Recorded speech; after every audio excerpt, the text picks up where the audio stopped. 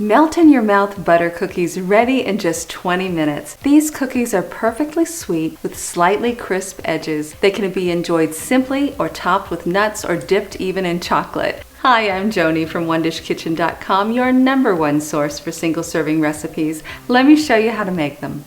Heat the oven to 350 degrees Fahrenheit.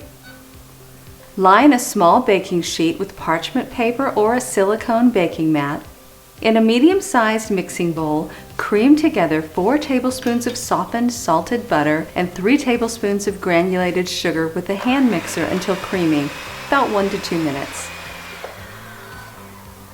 If you're wondering what softened butter actually looks like, it should still be cool to the touch, but when you press your finger into the butter, your finger will leave an indentation. The best way to soften your butter is to put it out on the kitchen counter for a half hour before you want to use it. Add 1 large egg yolk and a half of a teaspoon of vanilla extract and mix well. Pour in a half of a cup of all-purpose flour and mix on low until combined. Using a medium-sized cookie scoop or a large tablespoon, scoop the cookie dough and place on the baking sheet, spacing the dough about 2 inches apart.